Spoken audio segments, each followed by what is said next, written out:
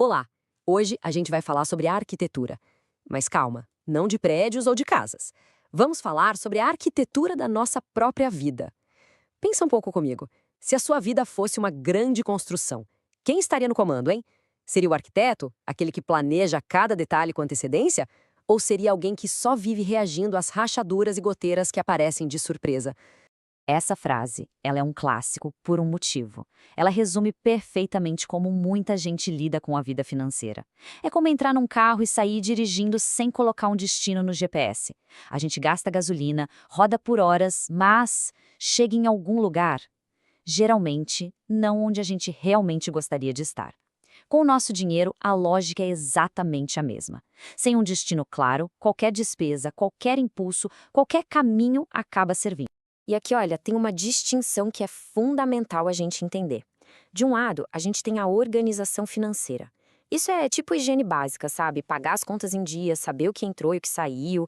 No fim das contas, sobreviver ao mês. Agora, do outro lado, a gente tem o planejamento financeiro. Isso sim é a arquitetura. O foco muda completamente do presente para o futuro. A gente para de só pensar em pagar contas e começa a construir patrimônio. É a diferença gritante entre ficar apagando incêndios e, de fato, projetar um castelo. Mas vamos lá, se planejar é tão importante assim, por que é tão difícil? Porque a maioria de nós é ótima em apagar incêndios e nem tão boa em desenhar projetos de vida. A resposta, olha, não está nas planilhas, não. Ela está dentro do nosso cérebro. O grande vilão dessa história toda tem nome. É o viés do presente. O nosso cérebro, ele evoluiu para valorizar o agora, o imediato. O prazer de comer uma pizza hoje parece muito mais real, muito mais atraente do que a segurança de ter R$ 1.000 guardados para daqui a um ano, não é? Entender isso é o ponto-chave. Não é uma falha de caráter nossa. É uma programação cerebral que a gente precisa aprender a contornar. E as consequências de ceder esse viés, elas são brutais. Sem um plano, a gente vira refém. O carro quebra, é desespero na certa. Surge uma oportunidade de negócio, falta dinheiro para investir. A velhice chega, a gente acaba dependendo dos outros, do governo.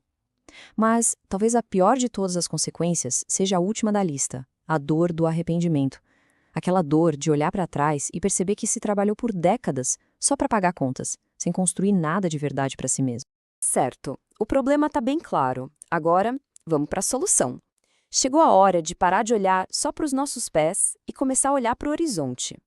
E para fazer isso de um jeito organizado, a gente vai dividir esse mapa em 3 partes bem claras. O primeiro horizonte é o de curto prazo. Aqui, a palavra-chave é uma só: segurança. O objetivo aqui não é ficar rico da noite para o dia, mas sim ter paz de espírito.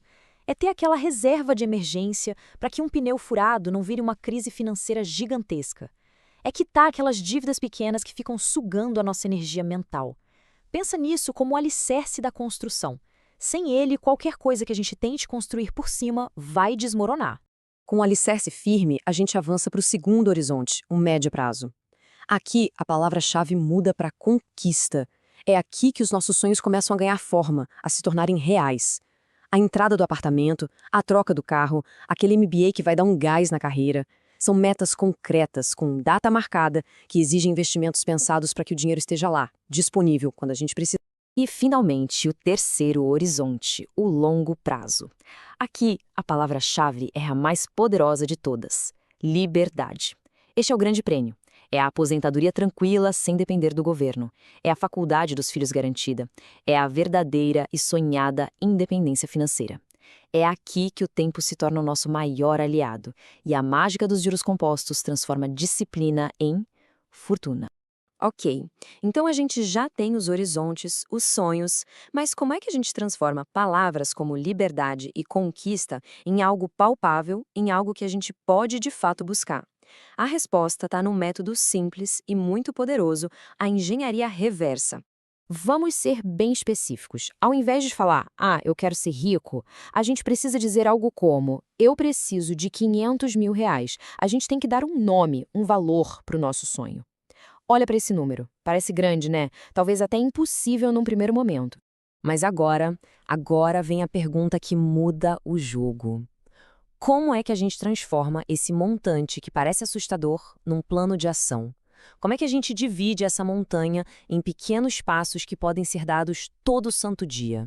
E é aqui que a mágica acontece. Quando a gente faz a conta, quando a gente aplica essa engenharia reversa, aquele sonho de R$ 500.000 se transforma numa meta mensal.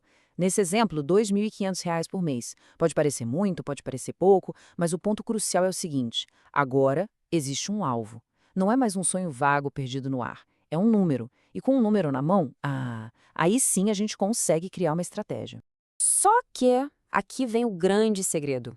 Planilhas são frias. Números, por si só, não motivam ninguém a longo prazo.